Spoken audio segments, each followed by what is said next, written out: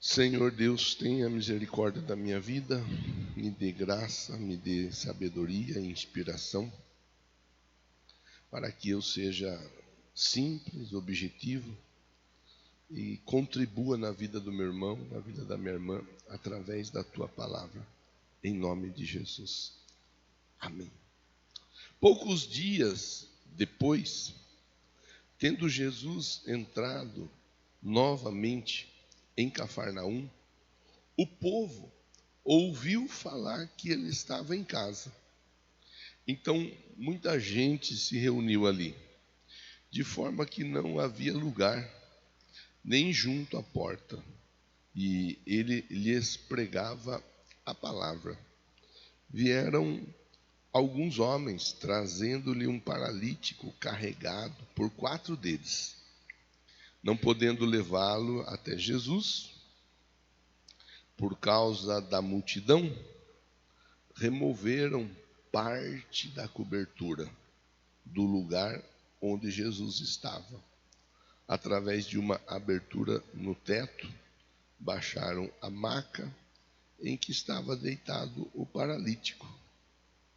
Vendo a fé que eles tinham, Jesus disse para o paralítico: filhos, os seus pecados estão perdoados.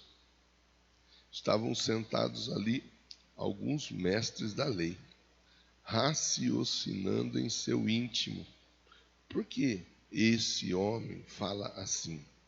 Está blasfemando. Quem pode perdoar pecados a não ser somente Deus?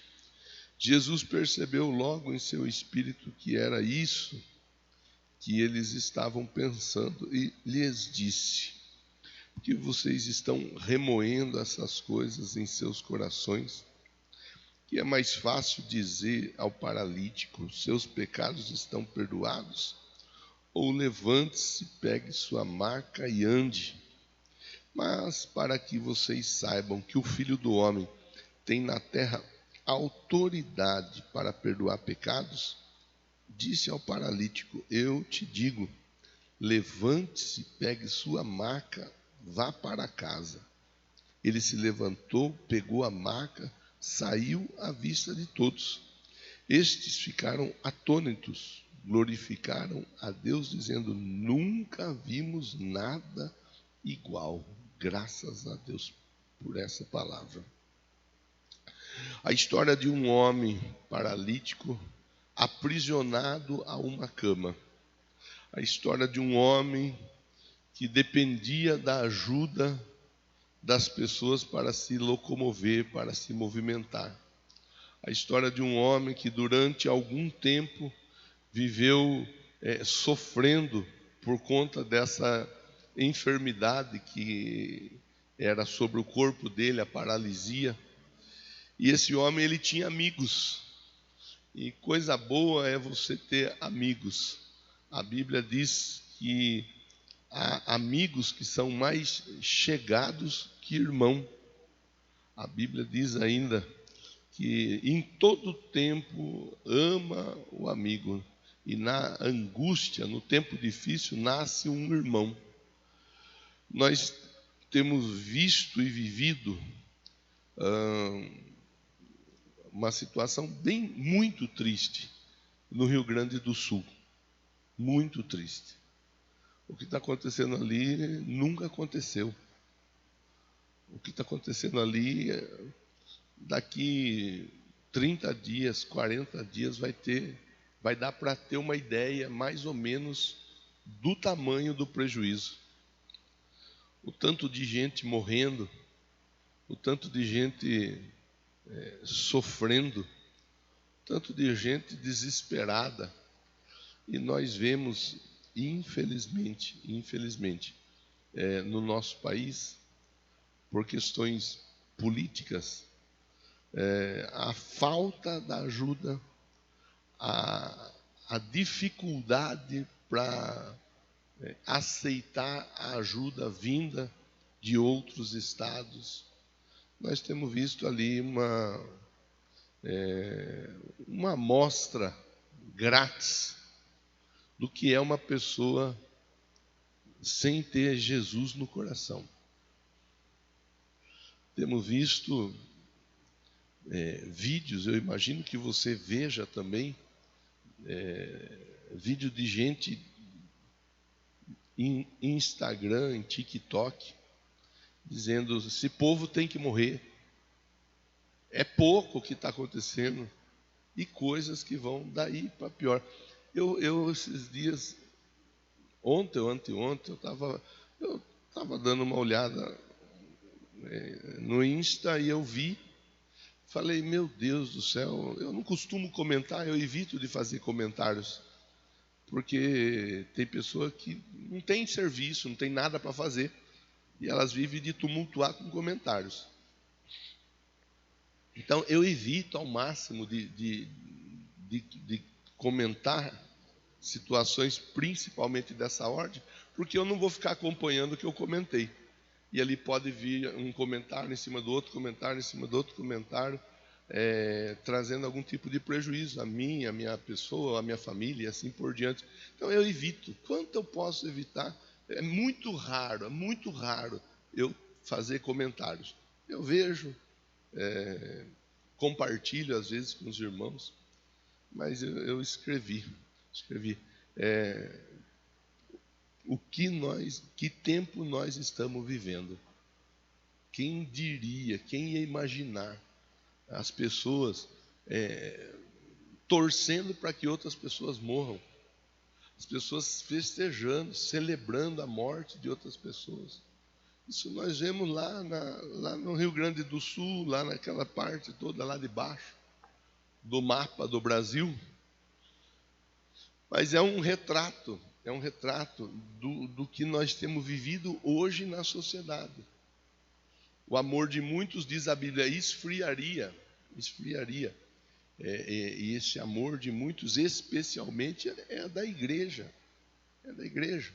Você vê pessoas, você saber de pessoas, você conhecer pessoas passando por determinadas dificuldades, e a igreja, muitas vezes eu falo, é fácil quando a gente fala a igreja, porque alguém logo pode ligar a igreja e instituição, porque é conveniente você transferir para a instituição um dever, quando você deveria trazer esse dever para você mesmo, porque a igreja somos nós, aqueles que são filhos de Deus e estão à volta de Cristo. Então é triste você ver muita coisa acontecendo e por vezes a igreja ela simplesmente ela se cala diante da dificuldade das pessoas. Aqui nós temos um rapaz, não fala o nome dele, não fala o sobrenome dele, não fala se ele era famoso, se ele não era famoso, se ele vinha de uma linhagem especial, se ele não vinha de linhagem especial nenhuma. Não fala se ele tinha dinheiro, se ele não tinha dinheiro. Apenas fala que ele era paralítico. Apenas fala que ele vivia numa cama. E o texto diz que esse rapaz paralítico, ele foi levado até Jesus por algumas pessoas. Ainda ontem na célula, nós conversamos algumas questões importantes, e entre elas nós falamos da importância, o texto bíblico foi do Jacó, e nós falamos da importância de nós resolvermos situações que ficam em aberto na nossa vida. Muitas vezes nós deixamos portas abertas, muitas vezes nós deixamos janelas abertas, muitas vezes nós deixamos situações a serem resolvidas e não resolvemos, ou por distração, ou por comodismo, ou por falta de tempo, ou por não saber como resolver. O Jacó tinha questões a ser resolvidas e ele volta para casa, no meio do caminho ele tem uma conversa com Deus para que ele possa resolver o que não estava resolvido. E ele tem aquele tempo com Deus, ele tem aquele embate, vou colocar entre aspas, porque não tem como você lutar com Deus, mas ele tem aquela luta com Deus, e ali naquela luta ele recebe uma palavra que é a palavra-chave, na minha opinião, dentro da proposta da reflexão dessa semana, que o texto de Gênesis 32, 20.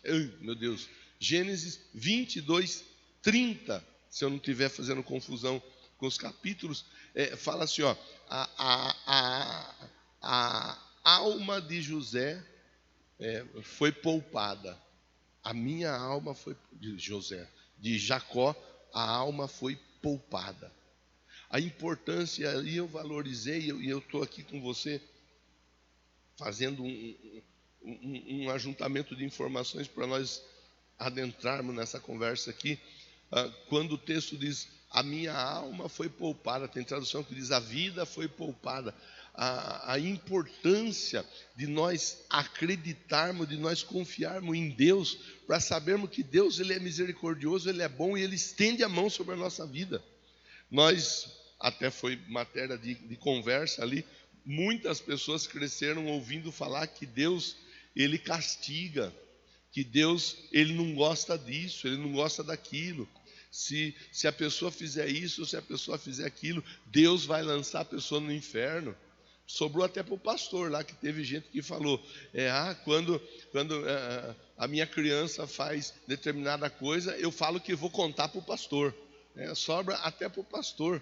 E eu conversei com a ideia de nós olharmos para essa situação toda e não produzirmos medo em outras pessoas a respeito de Jesus, a respeito da pessoa, do Deus que nós servimos.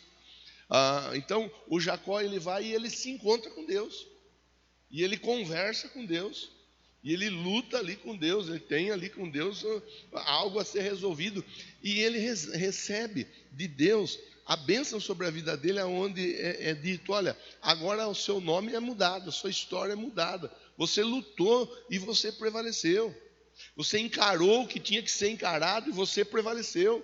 Você verdadeiramente está pronto para viver uma nova etapa na sua vida, uma nova jornada na sua vida. E dali Jacó segue a viagem dele, sendo tocado por Deus, e há uma marca que fica característica na vida de Jacó, que é a coxa dele. Ele sai com a coxa meio que mancando. Bom, pois bem, então nós temos um Deus que nos ama, que nos perdoa, um Deus que nos entende, que nos ajuda, um Deus que sabe das nossas dificuldades, das nossas limitações, das nossas fraquezas.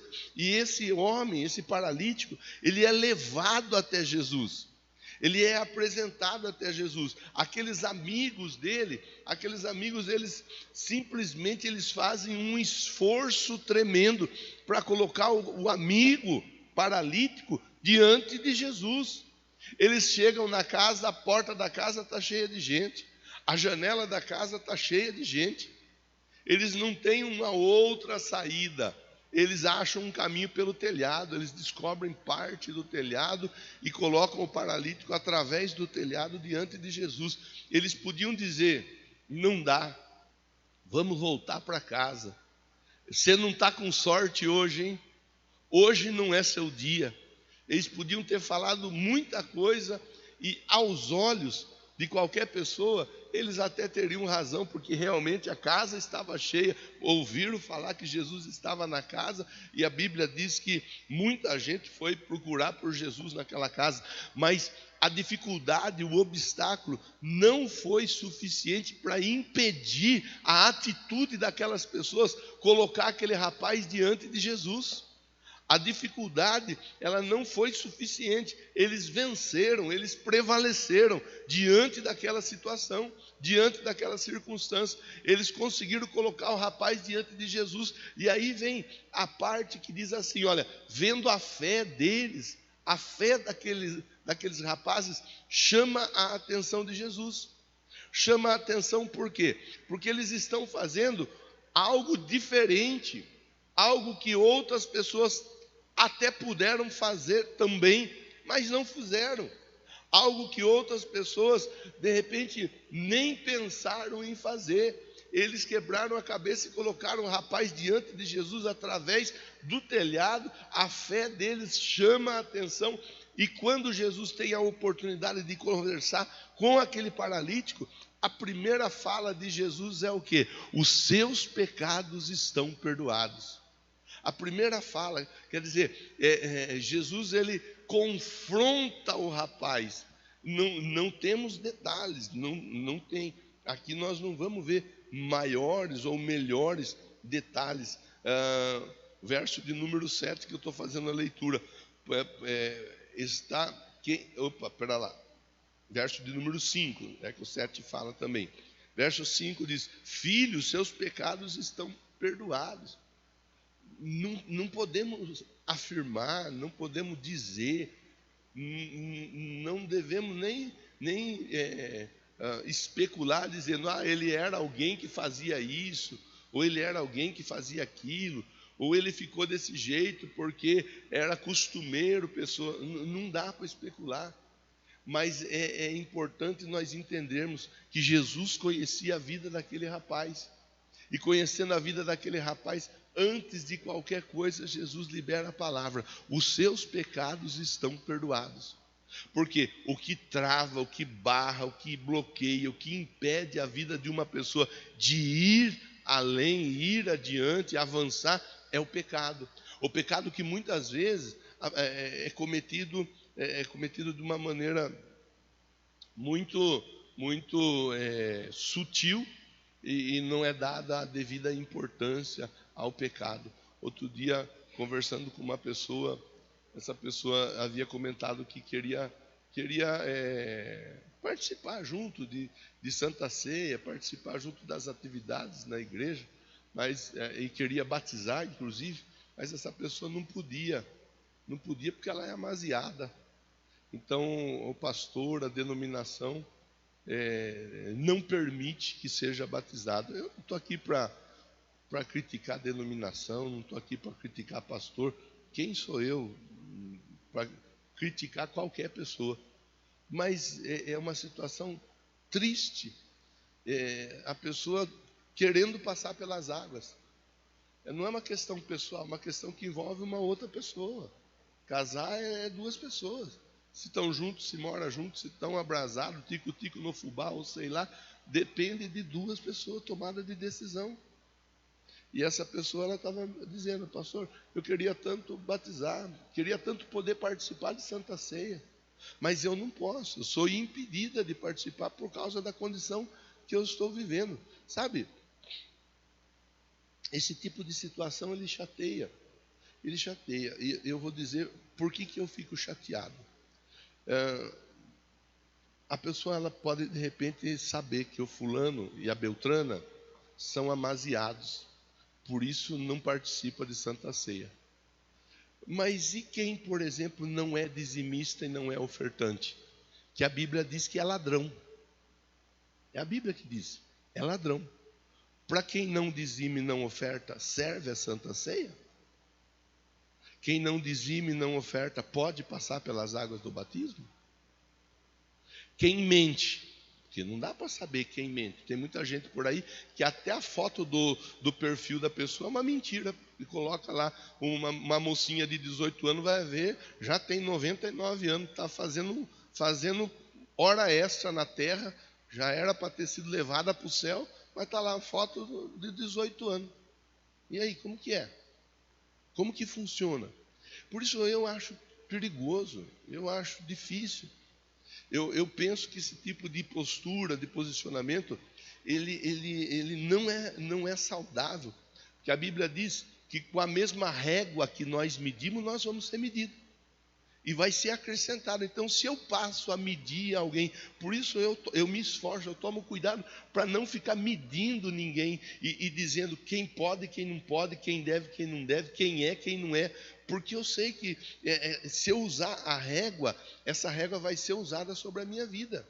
Eu tenho o dever e a necessidade de ensinar a pessoa a viver uma nova vida em Cristo. Conhecereis a verdade, e a verdade vos libertará. Acontece que tem pessoa que não quer ser liberta. Já conversei com pessoa que dizia: pastor, eu não quero sair da vida que eu levo.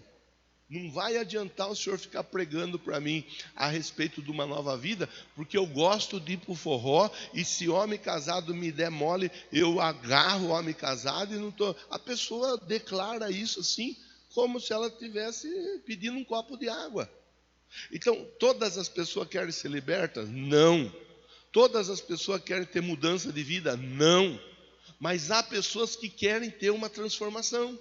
Há pessoas que querem se encontrar com Jesus. E aquelas pessoas que querem se encontrar com Jesus, nós, eu e você, nós devemos, é nosso dever ajudar essas pessoas a se encontrarem com eles. Veja, esses rapazes, eles fazem um esforço, colocam o paralítico por sobre o telhado, e Jesus vê a fé deles. E quando eles colocam aquele rapaz diante de Jesus, a fala de Jesus é uma: os seus pecados estão perdoados. Os seus pecados estão perdoados, porque o pecado mata, porque o pecado atrapalha, porque o pecado faz separação entre nós e Deus, porque o pecado impede que a nossa oração ela seja ouvida, ela seja respondida. O pecado ele não é bom de forma alguma, mas principalmente na vida do cristão, na vida daquele homem, daquela mulher que de repente quer viver uma vida justa, mas às vezes por questões mínimas se ajeita ao pecado para manter uma vida de repente agradável à sua própria vontade, ao seu bel prazer, ao seu umbigo. Os seus pecados estão perdoados. E quando ele fala isso, os religiosos que estavam de plantão, eles ficam incomodados. Está blasfemando. Verso de número 7 agora diz: está blasfemando. Quem pode perdoar pecados senão Deus? Acontece que Jesus era o próprio Deus na pessoa do Filho. Na pessoa do Filho. Ele tinha poder para perdoar pecados. Ele tinha autoridade para perdoar pecados, porque ele viveu 33 anos e ele não pecou. Ele venceu o pecado. Ele morreu, mas ele venceu a morte. Ele ressuscitou. E ele estende a mão a todo aquele que quer a ajuda dele. Esse rapaz aqui, ele está diante de Jesus. A palavra é: os seus pecados estão perdoados. Os religiosos estão incomodados. Agora era só essa que faltava. Vai liberar perdão de pecado para as pessoas também. E Jesus prontamente deixa algo bem claro e fácil de entender. O que é mais fácil? Perdoar pecados ou operar cura na vida de alguém? Nós temos um entendimento a respeito da cura divina e conhecemos Deus como o Jeová Rafá, o Deus que cura. Mas nós sabemos que há pessoas que usam determinadas práticas que não condizem com a Bíblia, que operam cura, operam sinais. Você já deve de ter visto documentário, já deve de ter visto na TV ou até em vídeo, sei lá, pessoas que vão a determinados lugares para buscar uma cura. E elas são curadas. Eu contei já aqui, eu tenho um irmão que está vivo até hoje. Quando criança ele sofria, fugiu o nome, se você souber, você me ajuda. Sofria daquela síndrome do macaco, parecia um macaco. Tem um nome certo para isso. Simioto, isso daí mesmo. Simioto. Meu irmão tinha isso daí. E não tinha o que fazer. Não tinha. Até que alguém falou para minha mãe com meu pai: leva esse menino no cemitério. Põe ele em cima do túmulo. Um põe no túmulo, vai embora e deixa a criança lá. O outro vem, pega a criança e leva a criança.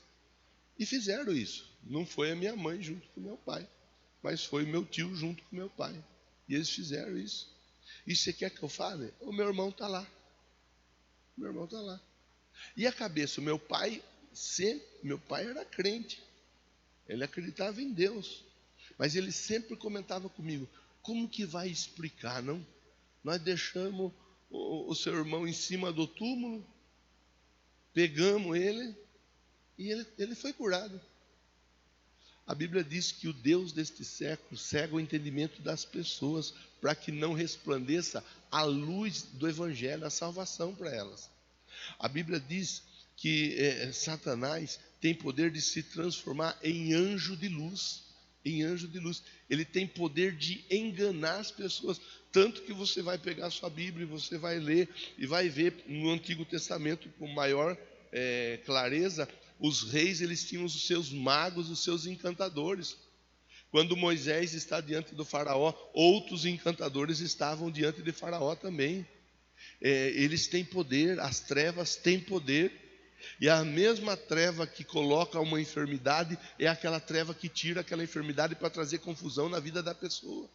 Para a pessoa acreditar muitas vezes que o que trouxe cura para ela foi aquele cordãozinho que foi amarrado, sabe? Eu nem sei se você já amarrou um dia na sua vida, se tem algum cordão amarrado aí na sua vida, eu nem sei. Mas tem gente que acreditou e acredita até hoje.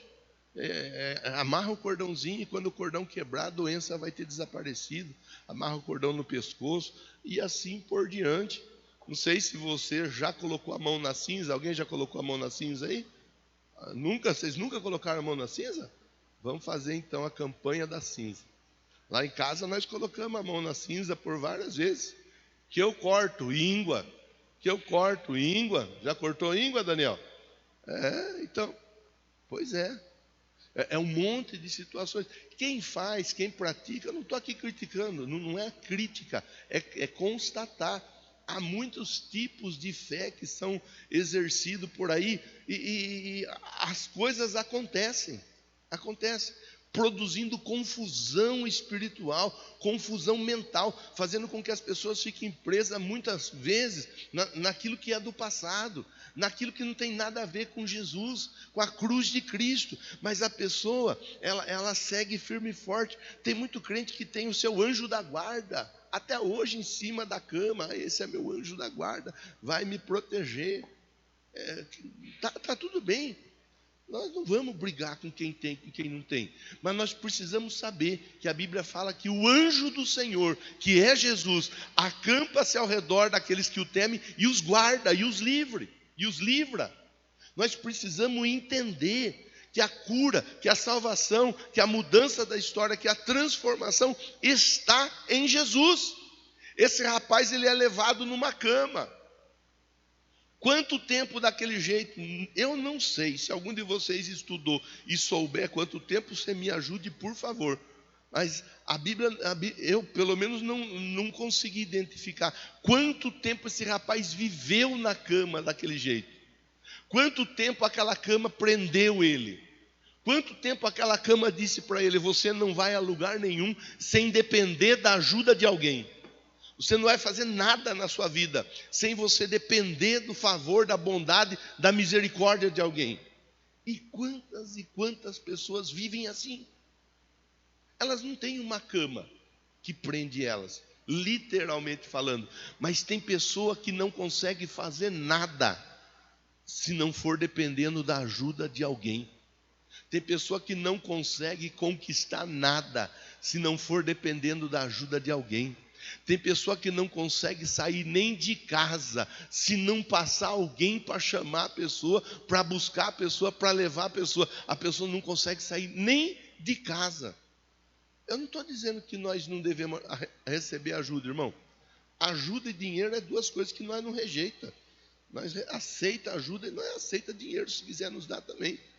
Mas o que eu falo é da pessoa viver aprisionada, precisando, dependendo da ajuda de alguém, aprisionada por algo. Tem gente que sofreu lá atrás algum tipo de trauma, e a pessoa carrega o trauma com ela, aquele trauma bloqueia, impede.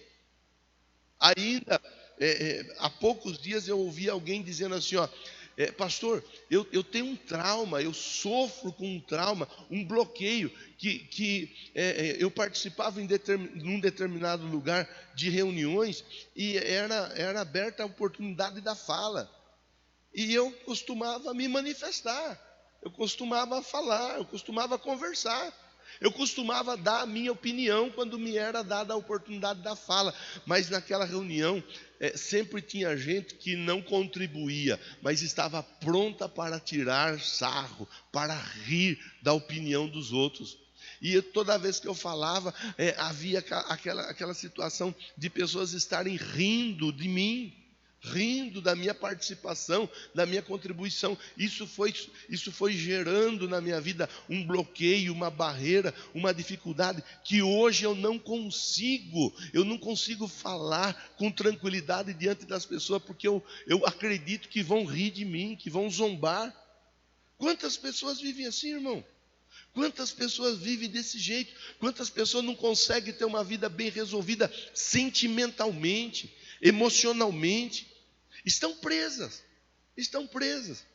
Quantas pessoas ficaram presas porque em algum momento da vida tentaram alguma coisa de ordem financeira, econômica, profissional, não deu certo, teve dificuldade, quebrou, qualquer coisa desse gênero, alguma dificuldade entrou no meio do caminho, e aí a pessoa se bloqueou, se fechou, se travou. Olha, eu acho que isso não é para mim, já tentei e não deu certo, eu já passei por dificuldade uma vez, não quero passar por dificuldade de novo. Esse rapaz, ele era um rapaz que estava com a vida dele bloqueada, a cama bloqueava a vida desse rapaz.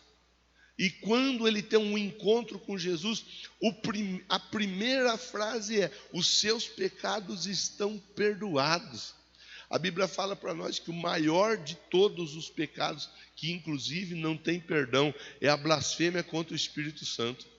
É o Espírito Santo falar para cada um de nós que Deus nos ama, que Ele tem um plano na nossa vida, que Ele tem um projeto na nossa vida, que Ele nos perdoa, e a pessoa não aceitar a voz do Espírito Santo a ponto de dizer: eu não mereço, Ele não tem nada comigo, eu não posso, eu não sou capaz, Deus não vai fazer nada na minha vida e nem através da minha vida. Talvez esse paralítico aqui, talvez, não estou dizendo que era, mas talvez ele fosse alguém que vivia uma vida assim, uma vida aos olhos dos homens justa. Talvez, não sei, irmão, não sei. Talvez ele fosse alguém que fazia todas as coisas certinha. Na casa dele, ele se comportava de uma maneira exemplar, com os amigos de uma maneira exemplar, tanto que ele tinha 4 pessoas para carregar ele. Talvez ele fosse alguém que pagasse as contas tudo certinho, talvez alguém que levasse uma vida tranquila, mas dentro do coração dele, ele não conseguia acreditar que a história dele podia ser mudada. Estava pecando por não acreditar no poder de Deus. Talvez, eu não estou afirmando que era isso, mas eu estou dizendo que pode ser que isso fosse algo que acontecesse na vida dele. Tanto que Jesus fala, os seus pecados estão perdoados. Para ele, Jesus direciona perdão de pecados. Mas para os 4, Jesus direciona o quê? A fé de vocês foi vista, foi notória. Jesus não falou para o rapaz da cama: a sua fé foi algo fora do comum.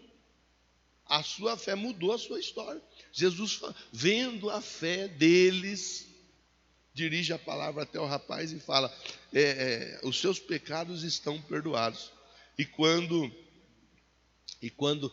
os religiosos criticam, questionam acerca do perdão do pecado, Jesus libera a palavra: levanta e anda. Levanta e anda.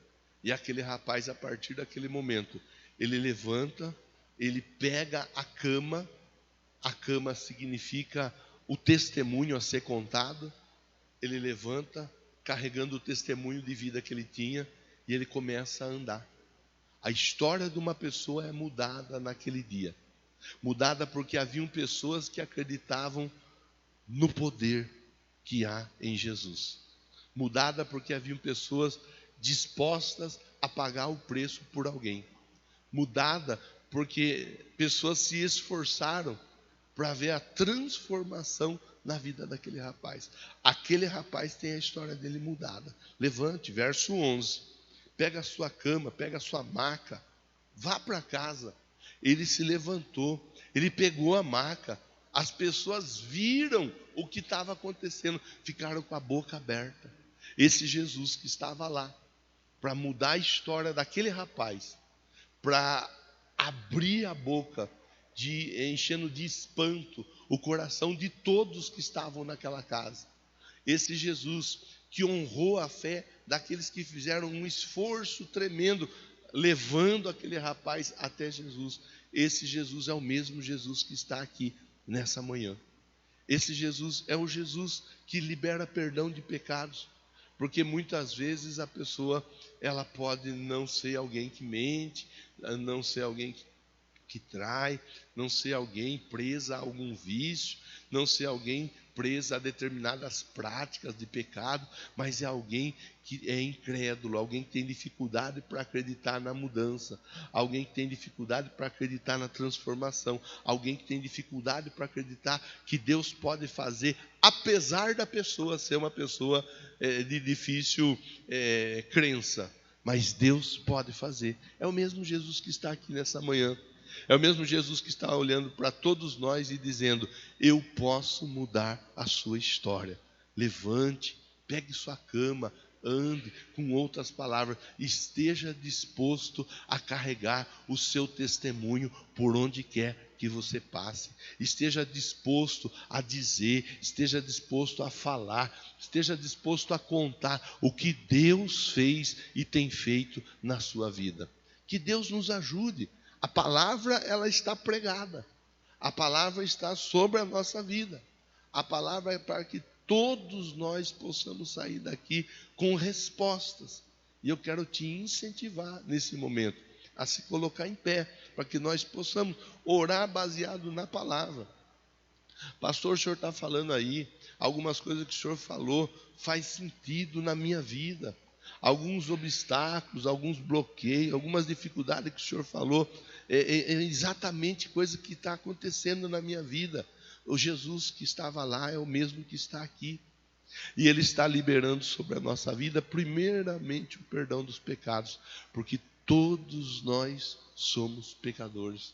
Nós não podemos acreditar na falácia, na mentira, no engano que ensina que nós não somos pecadores. Nós somos pecadores, nós somos falhos, mas o sangue de Jesus está sobre a nossa vida. E a salvação não é por causa do nosso nome, não é por causa do nosso sobrenome, não é por causa da oferta que nós apresentamos ou do dízimo que nós devolvemos. A salvação é por causa do amor de Deus para com todos nós. Leve seu pensamento a Deus. Agora é a hora de você conversar com Deus. O que você está querendo que aconteça? Qual é a sua busca? Qual é o seu desejo? Qual é o seu sonho? Qual é o seu projeto? Fale com Deus. Fale com Deus agora. Meu Deus, eu sei que o Senhor está aqui nesse lugar. Eu sei que o Senhor está, Deus, nessa reflexão. Eu sei que o Senhor está aqui dentro desse templo com todos nós. Mas eu sei também, Deus, que o Senhor está lá com aquela pessoa que está através da transmissão, em casa, no trabalho, no trânsito. Não sei onde essa pessoa está. Só sei que ela está conosco na transmissão. Que o Senhor esteja tocando, abençoando, manifestando o teu poder, manifestando o teu favor, tua bondade, tua misericórdia. Meu Deus, que histórias sejam mudadas em nome de Jesus. Que histórias sejam transformadas em nome de Jesus. Que vidas, meu Pai, sejam abençoadas. A marca, que é o testemunho, esteja sempre ao nosso lado. O nosso testemunho de vida nos acompanhe. E ele fale por si só. Que as pessoas olhem para nós e elas consigam ler o testemunho em nossa vida. E através do testemunho, elas deem ao Senhor toda a honra, toda a glória, todo o louvor e toda a adoração. Receba a sua bênção nessa manhã em nome de Jesus. Deus, opera o milagre que eles estão buscando. Manifesta teu poder em nome de Jesus nessa manhã. Eu oro, Deus, profetizando que o paralítico vai andar. Aquele que estava parado, aquele que estava travado, aquele que estava bloqueado, aquele que estava, meu Deus, sem ação, a partir dessa manhã, recebe do Senhor o sim para se movimentar da melhor forma possível, em nome de Jesus. Recebe dizendo amém, batendo palma para Jesus.